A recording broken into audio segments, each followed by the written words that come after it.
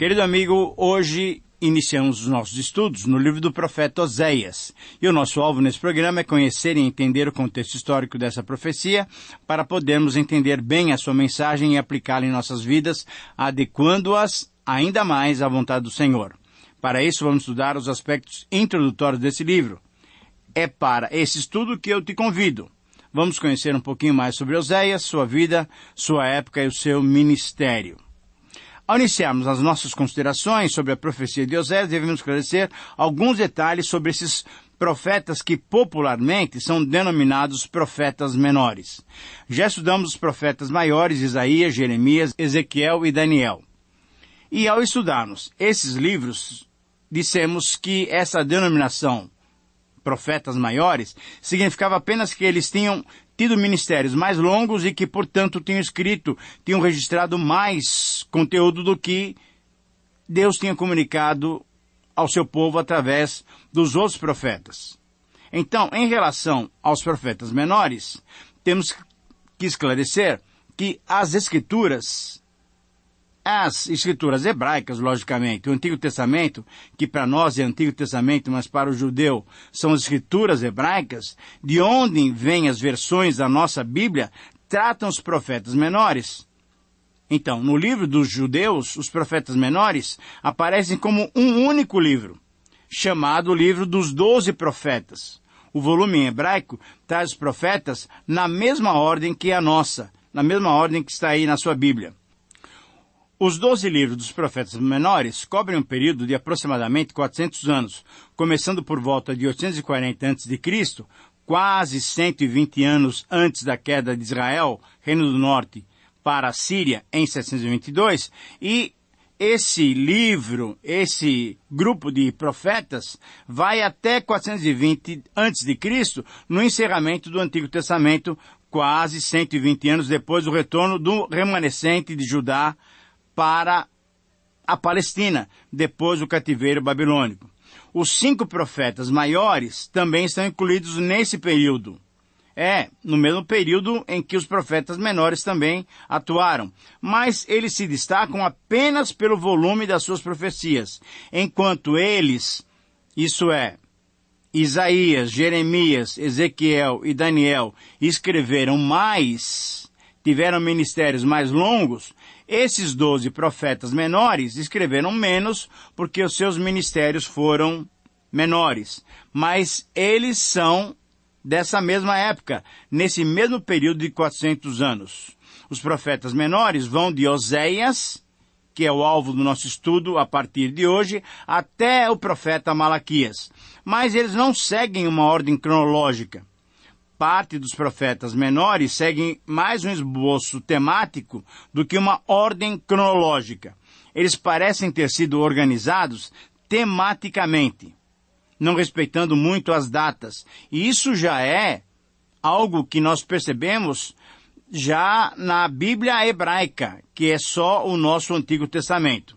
Os profetas menores interpretam esses 4 séculos sob a perspectiva da soberania de Deus na história.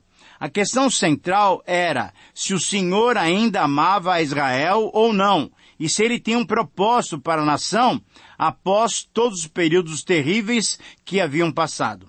Uma outra questão era se Deus controlava aquela história turbulenta ou se o caos vencera o propósito e o controle divinos. Os profetas menores, em termos gerais, junto com os outros livros proféticos de Ezequiel, Daniel, Jeremias e Isaías, todos eles foram escritos para ajudar os seus leitores e ouvintes a crer que a época em que viviam era uma época da disciplina e que Deus a controlava e cumpria sua palavra claramente proclamada na entrega da lei, conforme Deuteronômio capítulos 27 a 30. Os profetas menores, então, ajudaram os que permaneceram e os que voltaram do exílio a fazer as pazes com o seu passado turbulento. Também ensinaram que os problemas da apostasia e rebeldia, infelizmente, continuavam. Por quê? Porque o ser humano é tendencioso à desobediência. O livro, então, dos profetas menores, dos 12 profetas menores, ensina que o caminho que pode nos levar a Deus está nas Escrituras, tanto na lei, como nos escritos poéticos, como nos escritos proféticos. Portanto, mesmo para um povo que duvidava do amor de Deus, porque estava sofrendo, de um modo geral, a mensagem desses profetas foi uma mensagem de explicação e confirmação do controle, da soberania e do amor de Deus para com seu povo. As lições dessa história, podemos alistá-las, são as seguintes. Oséias: o amor de Deus é constante e persistente. Joel: o pecado é grande e sério. O julgamento é necessário. Amós: o pecado de Israel e de seus vizinhos atingira a plenitude e deveria haver punição. Obadias: o domínio de Deus é manifesto no julgamento de Edom.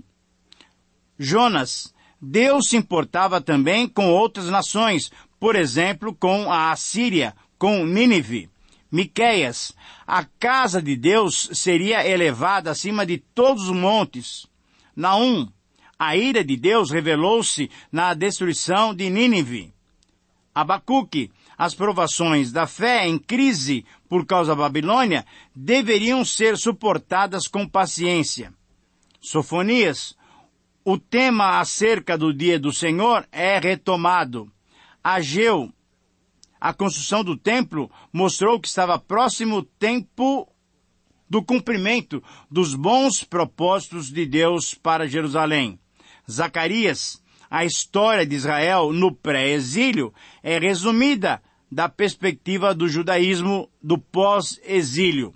E Malaquias: o amor de Deus foi revelado.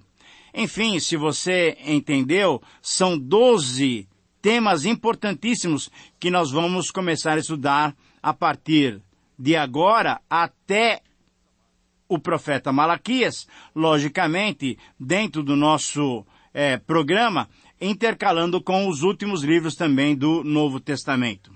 Por causa da complexidade da literatura, é importante termos um mapa do núcleo da mensagem em nossas mentes. E os pontos principais dessa literatura profética são os seguintes: o amor resoluto de Deus por Israel, visto principalmente em Oséias; o alvo de Deus, uma nova Jerusalém, como cidade e templo, visto principalmente em Miqueias; o interesse e tratamento de Deus para com as demais nações, principalmente visto em Jonas; a importância da fé para o relacionamento com Deus, visto principalmente em Abacuque, e a prevalência do amor resoluto de Deus e a necessidade que se responda a ele, visto principalmente em Malaquias. Se nós tivermos esses pontos principais em nossa mente, o estudo dos profetas menores será muito facilitado. Tanto judeus como cristãos reconhecem que os profetas menores afirmam o estilo de vida que Deus deseja para cada um de nós que somos seu povo. Os cristãos colocaram os 12 profetas menores no fim do Antigo Testamento, fazendo uma ligação entre a última mensagem acerca de Elias, que nós vemos lá em Malaquias 4, e o ministério de João Batista nos Evangelhos, que nós vemos, por exemplo, em Mateus capítulo 3. E assim temos então nessa parte final do Antigo Testamento preciosas e importantíssimas mensagens que nos desafiam e nos estimulam a viver do modo correto diante de Deus. Mas vamos agora olhar e vamos nos concentrar na profecia de Oséias. Muito bem, vamos ver o que Oséias tem para nos dizer. Oséias significa salvação ou livramento. É a forma hebraica Osheia.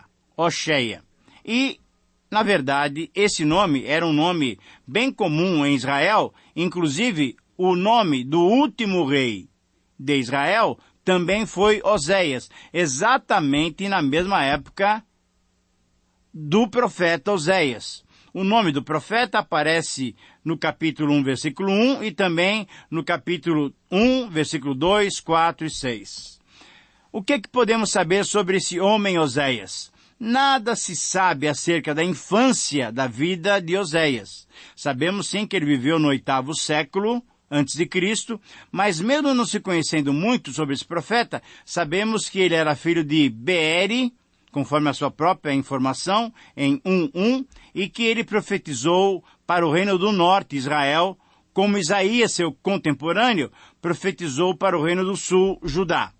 Oséias era do reino do norte e foi chamado para o ofício profético cerca de 10 anos depois que Amós profetizou contra o rei Jeroboão II. Oséias foi contemporâneo dos profetas do 8º século, isto é, Isaías, Amós e Miqueias. É interessante nós percebemos isso logo no início, para nós percebermos que tanto os profetas maiores como os profetas menores estavam em atividade na mesma época, porém Deus dando um ministério mais longo para alguns deles, os 4 que nós já mencionamos, Isaías, Jeremias, Ezequiel e Daniel, e ministérios um pouco menores para os 12 que nós já mencionamos, os profetas menores.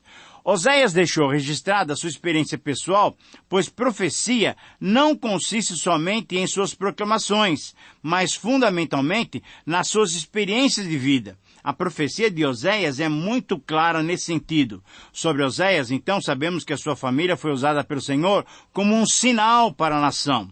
As relações entre ele, o profeta, e a sua esposa, Gomer, que se tornaria infiel, e os seus filhos, essa relação familiar tornou-se a trama ao redor da qual o Senhor construiu a sua mensagem a Israel. Embora o texto não nos esclareça muito sobre a vida de Oséias, antes do seu chamado, é possível supor que ele era um sacerdote, por causa do seu conhecimento das questões relacionadas à sua região e a sua acusação contra a corrupção dos sacerdotes.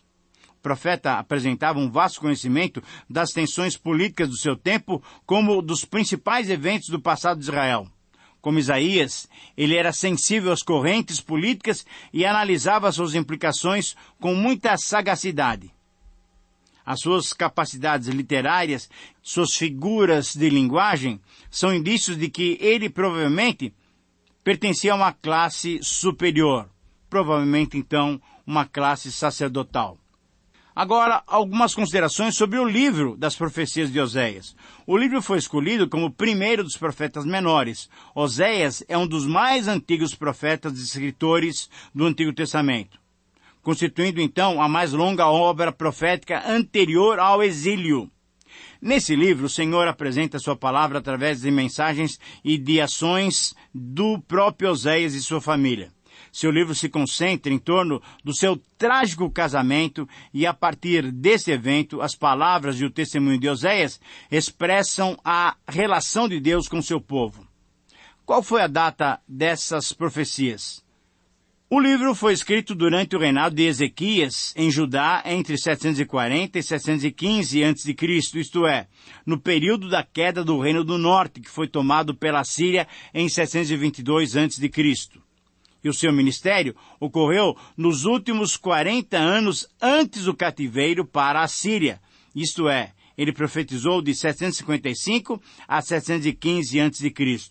Oséias profetizou nos reinados de Uzias, Jotão, Acás e Ezequias, reis de Judá, e Jeroboão II, filho de Joás, rei de Israel.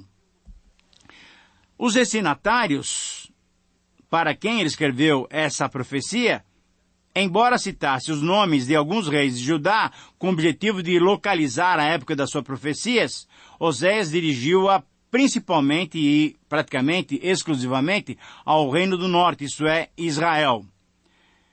Israel foi denominado nessa profecia, nesse livro de Oséias, foi denominado de Efraim, por 37 vezes. Então, quando você estiver lendo a sua Bíblia e encontrar Efraim, lembre-se que isso se refere a Israel ou ao Reino do Norte. Efraim, Israel, Reino do Norte são a mesma denominação para aquelas 10 tribos que se separaram na época de Roboão e Jeroboão I, logo depois do reinado de Salomão. Efraim era um dos filhos de José, e que significa fértil, e juntamente com as outras tribos formaram o reino do norte, separando-se então do reino do sul, conforme eu já mencionei agora há pouco, logo depois da morte de Salomão, quando Roboão, seu filho, tomou o trono no seu lugar. Qual é o tema da profecia de Oséias? O livro registra o apelo ao arrependimento que Deus fez ao reino do norte. Oséias, então, utilizando a sua relação com Gomer, descreve como Israel tinha sido infiel e ferido o coração de Deus. Mas também, Oséias mostra o grande e o contínuo amor de Deus para com seu povo, disposto a perdoá-lo mediante o arrependimento. Como argumento básico dessa profecia, conforme nós temos visto em vários comentários, é possível perceber-se que ela nos mostra os últimos anos da vida do Reino do Norte, o Reino de Israel. E podemos constatar isso, pois à medida que as maldições da aliança profetizada em Deuteronômio 28, 15 a 68, iam se concretizando devido aos pecados e desobediência do povo, a disciplina do exílio se aproximava cada vez mais rapidamente.